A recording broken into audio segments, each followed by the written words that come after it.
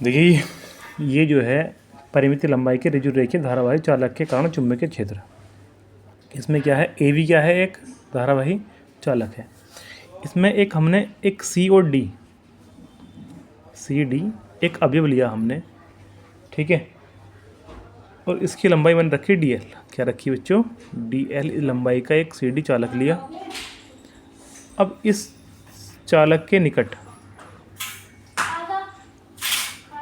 इस चालक से, ये चालक से आर दूरी पर एक बिंदु क्या है, पी।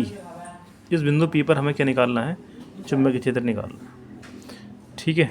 इससे एक लाइन है ड्रॉ कर लेंगे, ये यहाँ से यहाँ तक की दूरी, यहाँ से यहाँ तक की दूरी है हमारी आर, दूरी हमारी है आर, ठीक है। ये वाली दूरी है हमारी ए। कितनी दूरी है बच्चों, ए। इसको भी मिला लिया हमने इसे, और एक इसको भी मिला लिया हमने इसे, ठीक है। इस लाइन से इसका कोण है हमारा 5-2। कितना कोण है हमारा, 5-2। और ये वाला कोण है हमारा 5-1। कितना है, 5-1। ये वाला कोण 5-1, ये 5-2, ठीक है। और ये जो एंगल बन है ये वाला, इनके बीच का कोण है हमारा ये D5। क्या है, D5, ठीक।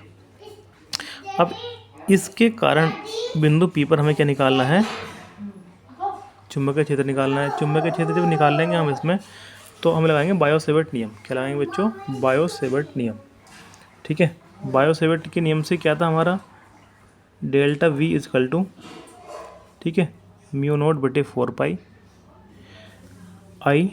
आई इसमें बहरी धारा, आई क्या बहरी, इसमें धारा बहरी, इसमें ए बी तार में, तो आई डी एल साइन थीटा क्या होता है इसका, आई डी एल साइन थीटा, आई d L sine theta upon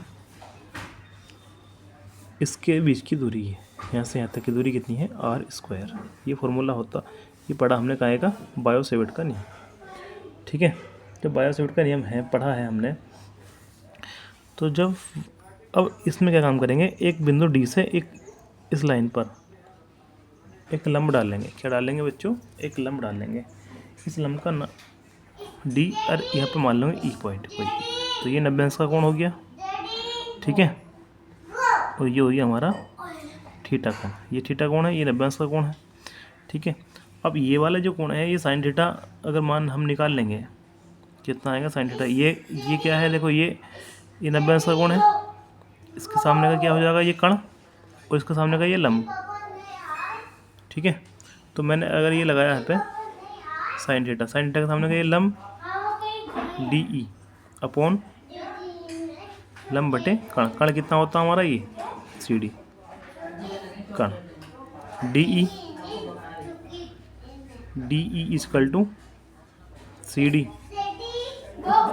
sine theta. अब सी डी क्या है, सी डी की लंबाई डी एल है, इसकी लंबाई क्या है, डी एल। तो डी ई बराबर जो हो गया हमारा D L sine theta. Clear सबका बात, तो डी एल साइन थीटा हो गया। अब इसमें क्या काम करना है हमें, फिर एक ये वाला ट्राइंगल लेंगे, ये वाला कौन सा, इन ट्राइंगल यानी कि त्रिभुज डी ई पी में, इसमें अगर हम देखें, इसके सामने का क्या है, ये जो एंगल है, इसके सामने का क्या है, कण, और इस एंगल के सामने का क्या है, ये मैंने लिया हमने साइन D5। क्या है, साइन D5 कितना आएगा, फिर लंब बटे कण डी ई बटे कण कितना है, DP, ठीक है। अब ये इस साइन D5 को हमने लिख लिया 5, क्योंकि ये एंगल ये बहुत छोटा है, नाम छोटा है, तो छोटे के लिए हम क्या लिख लेंगे, जितना हमारा कोण होता है वो कोण का कोण लिख लेते हैं साइन में, ठीक है। अब डी ई कितना है, डी ई की जगह तो यही है, यानी कि डी ई इजकल टू कितना है, डी पी कितना हमारा आर। तो अगर हम निकाल लें यहाँ से डी ई बराबर निकाल लेते हैं हम, कितना, डी ई बराबर क्या है, डी ई बराबर हो जाएगा हमारा आर की गुणा हो जाएगी आर D5, ठीक है। अब इक्वेशन एक ये होगी और एक इक्वेशन होगी हमारी ये, ठीक है। 2 इक्वेशन हो गई। अब यहाँ से हम करेंगे समीकरण 1/2 से। क्या करेंगे बच्चों? समीकरण 1/2 से, समीकरण 1/2 से। जब समीकरण 1/2 से देखेंगे हम, दोनों क्या है, ये डी की वैल्यू है, ये भी डी की मान है। तो डी की दोनों तरफ वैल्यू है, तो दोनों इक्वेशन क्या होंगे, दोनों इक्वल हो जाएंगी ये। तो हमारा ये हो जाएगा डी एल साइन थीटा की इक्वल हो जाएगा हमारा आर डी फाई। क्या हो जाएगा बच्चों? R D phi. ठीक है, अब आर डी फाई हो गया। फिर चलते हैं आगे। अब जहाँ पे डी एल साइन थीटा, बायोसोट का नियम हमने ये पढ़ा है, हमने डी एल साइन थीटा। तो डी एल साइन थीटा की जगह हम क्या लगा देंगे? डी एल साइन थीटा की जगह आर डी फाई। कितना लगेगा बच्चों? R D phi. ठीक है, अब आर डी फाई यहाँ लगा दो। तो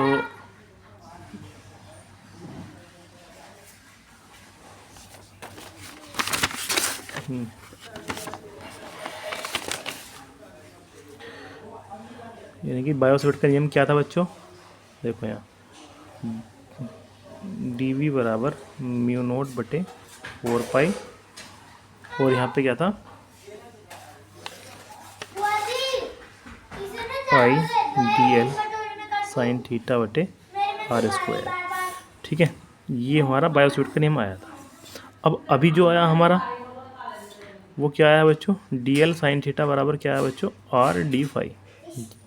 ठीक है, ये वाली वैल्यू इस वाले फॉर्मूले में पुट करेंगे तो बच्चों क्या आएगा? D V is equal to mu naught बटे 4 pi I R D phi upon R square. इससे इसकी पावर कट जाएगी, तो ये हो जाएगा हमारा म्यू नोट बटे 4 पाई आई डी फाई बटे आर। ठीक है, अब यहाँ से आर की वैल्यू निकाल लेंगे। ठीक है, फिर पहले चित्र देखेंगे बच्चों, इस आर की वैल्यू निकाल लेंगे इस चित्र में। जैसे ये चित्र देखो फिर ध्यान से, ये ट्रायंगल चमक रहा था, मैं यहाँ से डी पी क्यू, इसे क्यों मान लो, डी पी क्यू, ये चमक रहा है ट्रायंगल। इसमें ये वाला कोण जो है वो फाई मान लेंगे। क्या मान लेंगे? फाई। ठीक है, क्या मान लेंगे? फाई। अब ये कोण फाई हो जाएगा, और ये है हमारा आर, ये है कितना है? 90 का। ठीक है, तो हमारा समकोण त्रिभुज हो जाएगा क्यू डी पी। क्या हो जाएगा बच्चों? समकोण त्रिभुज डी क्यू क्यू। इसमें जब करेंगे हम, इसमें लेंगे कोस फाई। कोस फाई कितना होता है बच्चों? आधार बटे कण, कोस फाई। एक बार फिर चित्र देखेंगे बच्चों, एक बार फिर चित्र देखेंगे। देखो यहाँ चित्र में इसमें चमक रहा है, फिर तुम्हें आपको हमने ये लिया है कोस फाई। इसके सामने का क्या हो गया? लंब। ये हो गया हमारा आधार, और ये हो गया कण। तो आधार बटे कण क्या हो गया? आधार बटे कण। आधार कितना हमारा? ए, कण कितना हमारा? आर। ठीक है, यहाँ से आर बराबर कर जाएगा ए कोस फाई। ठीक है, ये वैल्यू इस वाले थर्ड इक्वेशन में, ये थर्ड इक्वेशन है, इसमें पुट कर देंगे कि आर बराबर ये ए अपॉन कोस फाई समीकरण 3 में रखने पर। ठीक है, जब रखेंगे इसे समीकरण, ठीक है, समीकरण 3 में रखेंगे। समीकरण 3 चमक रही है आपको ये वाली, इसमें रखेंगे किस जगह? आर की जगह। आर की जगह रखेंगे तो क्या आएगा हमारा? Delta V is equal to mu naught बटे 4 pi I D phi upon R की जगह क्या जाएगा? ए कोस फाई। कोस ऊपर पहुंच जाएगा ये, तो ये जाएगा हमारा d V is equal to mu naught बटे upon 4 pi I D phi upon a cos phi. ठीक है, इतनी बात समझ में आगे सबको क्लियर हो गई है? ठीक है, अब यहाँ देखेंगे थोड़ा सा इधर।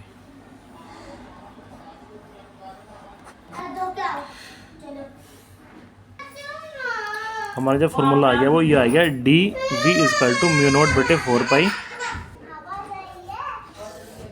अब ये जो आया है डी वी म्यू नोट बटे 4 pi I d l cos phi upon a, यहाँ से हम क्या करेंगे, ये जो आया है अभी ये सिर्फ इसका आया है, काय का आया है बच्चों, सी डी के कारण।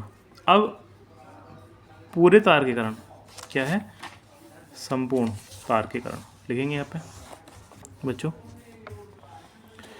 क्या लिखेंगे बच्चों हम यहाँ पे,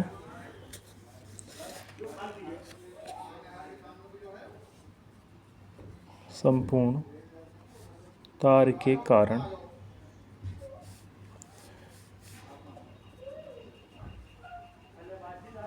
चुंबकीय क्षेत्र। संपूर्ण के लिए क्या करेंगे, इंटीग्रेशन करेंगे, जैसे D V integration mu naught बटे 4 पाई, दोनों तरफ हमने क्या कर लिया, इंटीग्रेशन लगा लिया, ठीक है। I D phi cos phi बटे ए, ठीक है। इसका करेंगे डी फाई का इंटीग्रेशन हो जाता है वी, और इन सबको बाहर निकाल लेंगे, कॉन्स्टेंट ले लेंगे म्यू नोट बटे, इसमें लिमिट और लगा देंगे बच्चों, लिमिट है हमारी -φ1 से φ2, क्या है बच्चों लिमिट इसमें, -φ1 से φ2। आई क्योंकि कोण दे रखा था φ1 φ2, तो इसमें हमने लिमिट लगा दी आई अपॉन ए, ठीक है। इंटीग्रेशन का निशान -φ1 और यहाँ पे φ2 कोस फाई और D phi, V is equal to mu naught बटे 4 pi I upon a cos phi क्या होता, कोस फाई का इंटीग्रेशन होता साइन फाई, ठीक है। और लिमिट है हमारी -φ1 से φ2, V is equal to mu naught बटे 4 pi I upon a sine φ2 sine -φ1, ये लिमिट लगाते हैं इसमें एक बार लगाएंगे φ2 माइनस का निशान, फिर एक बार ये हो जाएगा, तो v is equal to mu naught बटे 4 पाई